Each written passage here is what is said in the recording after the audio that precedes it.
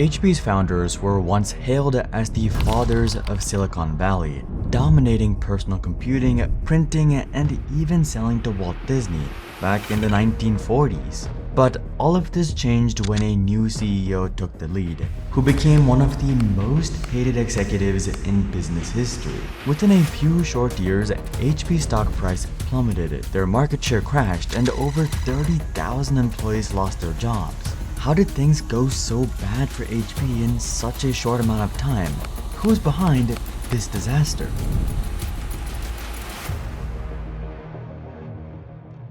Founded in 1939, HP is an old company. Out of their garage, they produced sound equipment for Walt Disney in the 1940s. Yet, it wasn't long before HP was massive and widely respected. However, in the 1990s, they were met by some fierce challenges. There was a prestigious autonomous culture at HP, but unfortunately, this was holding them back. The company was hugely bloated, with 83 different business units, each prioritizing their own needs and often doing the same tasks as each other.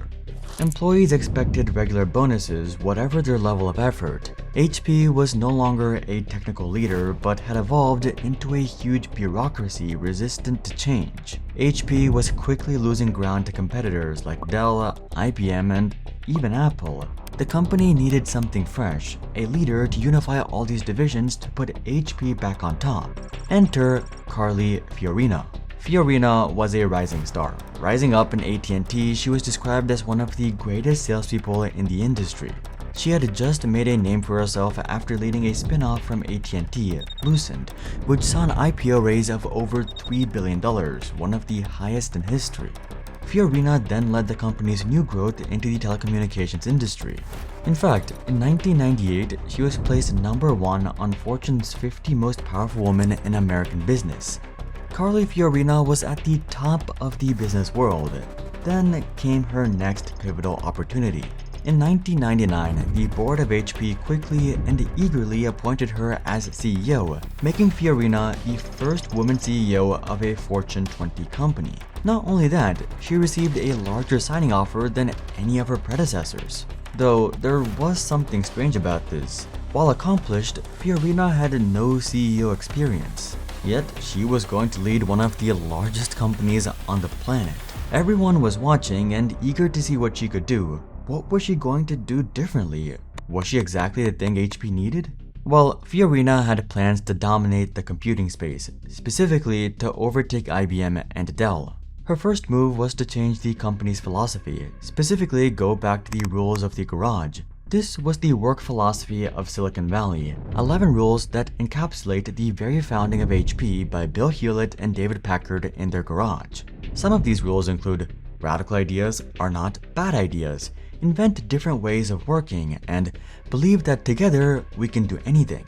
But Fiorina wasn't just about feel-good speeches. She was ruthless. In her first speech as CEO, she said, "The task for all of us now is to cut loose from the mechanical business models of the past, based on the old physical economy. We need a bulletproof infrastructure. It needs to be secure, reliable, ubiquitous, and always on, always working." It isn't there yet. You and I both know that, but it can be. She believed the 87 business units at HP were too focused on their own interests. There was inefficiency and redundancies. HP was slow. Under the rules of the garage, she would break down these units and combine them into just a handful. Not only did this cut a huge amount of cost, but positioned HP to react much faster. Though, as she enacted her plans and made changes, a slow, gradual resentment was growing towards Fiorina. Many employees weren't happy with her decisions, and they weren't alone. But then came her biggest move as CEO.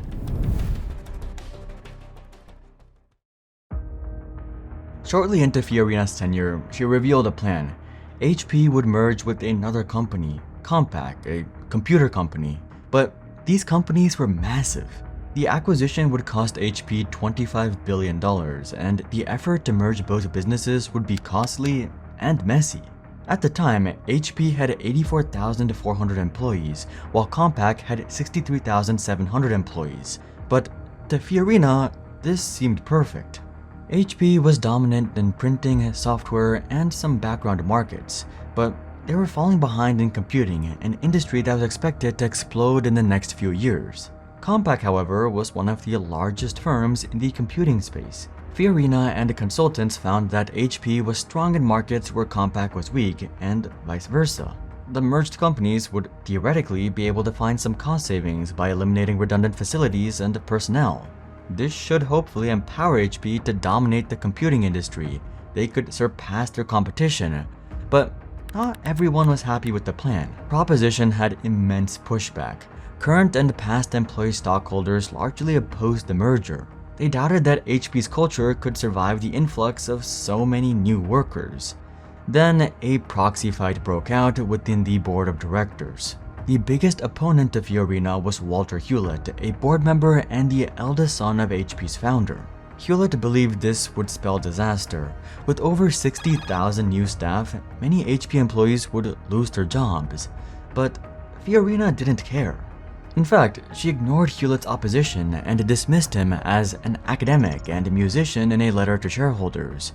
Then, to make matters worse, Fiorina's letter was leaked to the press, fueling the fire and raising tensions through the roof. Board members and shareholders were at each other's throats. Despite fierce pushback and resistance, with a slight majority vote from the board, the merger was approved. Walter Hewlett attempted to fight the merger in court, but ultimately failed. The merger was announced on May 3, 2002, and just a few days later, the two companies would officially unite. It seemed like no one could halt Fiorina's plans. So, how did things play out?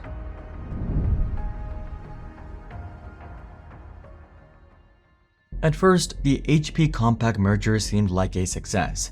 HP became the largest PC manufacturer in the world. Fiorina also boasted that HP had doubled their revenue from $42.4 billion in 1999 to about $86.7 billion in 2005.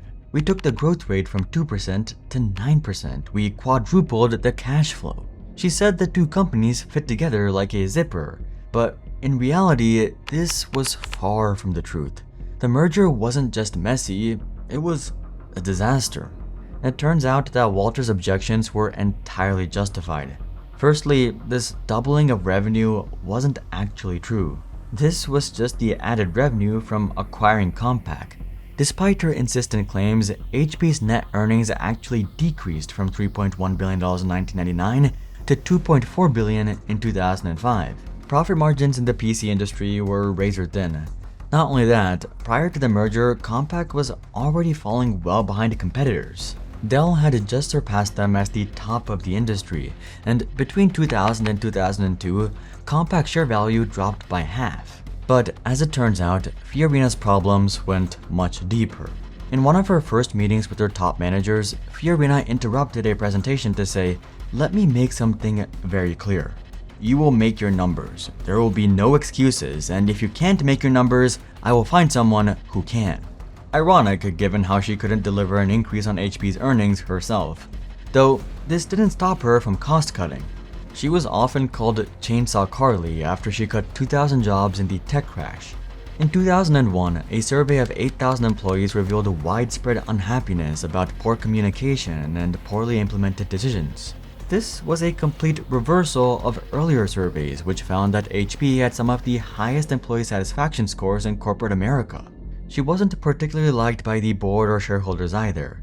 That same year, employees were asked to take a 10% pay reduction to cut costs. Most of the company agreed, hoping it would prevent potential job cuts, but the merger had made things all the worse for employees and for Carly. During the lead-up to the merger, Fiorina revealed that 15,000 HP employees may lose their jobs. Then, that number began to creep up. First to 16,000, then to 18,000, and soon to over 30,000. Even after things had settled, HP was struggling. They soon began to lose market share in their other industries, with Dell taking ground in the printing market. Some employees would even boo her at company meetings, and HP had to shut down internal message boards since it became a way to attack Fiorina. 2004 marked the last full year of Carly's tenure. By this point, HP stock had lost half of its value. She had failed to unite the company and made some poor choices. But it might not have been entirely her fault. Fiorina also took over HP at the most difficult time, perhaps for any company. Almost immediately after she was appointed, the tech bubble burst. Hundreds, if not thousands of companies went bankrupt, and others saw their shares and revenue plummet. These were tough but arguably necessary choices, although her methods had many flaws. In 2005, Carly Fiorina was fired from the role of CEO, though not without a golden parachute of $42 million, a package so big that many shareholders later sued. The company was losing profits, market share, staff, and their share price was free-falling. They needed to rebound. HP needed a new leader.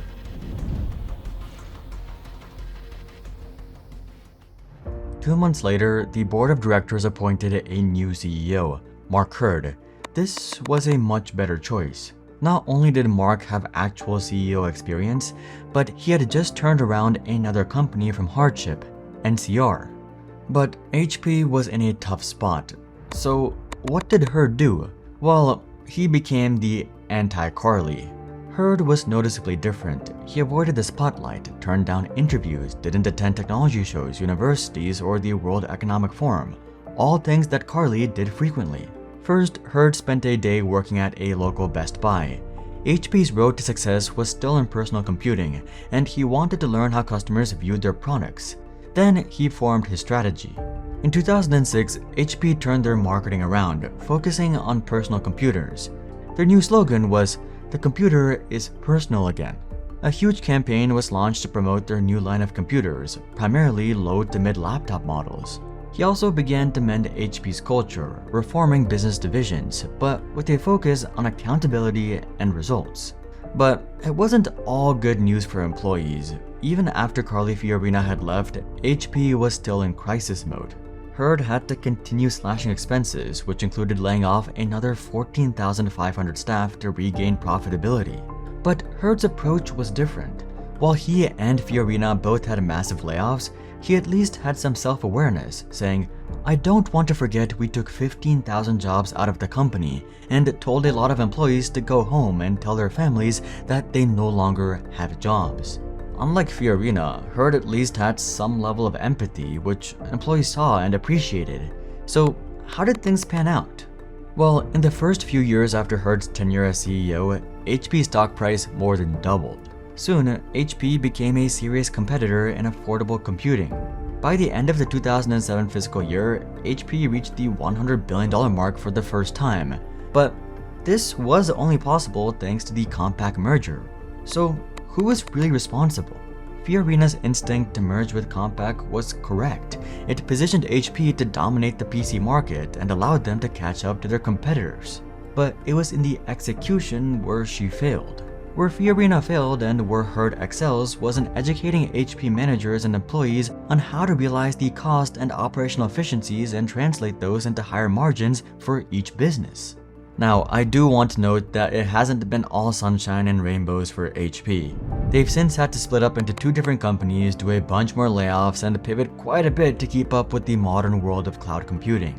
But through all of that, HP has consistently held the lead within the American personal computer market, holding roughly 25% market share for the past decade. The darkest days for HP were over. So was Carly Fiorina actually a bad CEO? Well, the answer would still be yes, because HP didn't exactly earn this dominance, they bought this dominance. And if HP continued under Fiorina, who knows how quickly this would have evaporated. But is Fiorina purely to blame? Not necessarily. She had no CEO experience and had jumped into one of the top 20 biggest companies on the planet, which was also facing hardship. The odds were stacked against her. The board that appointed her also shares some of the blame. Interviews with Fiorina never had the complete board present. And if you need any more confirmation, the second she was fired, the stock price jumped 6.9%. Everyone was relieved when she left because Carly Fiorina had nearly killed HP. Around this time, another prestigious company was making a comeback. Kodak had once dominated the camera market, but failed to adapt to digital and went bankrupt. but they're actually still around. Click this video to see what they're up to today. But until then, I'm Hari, and I'll see you guys on the next one.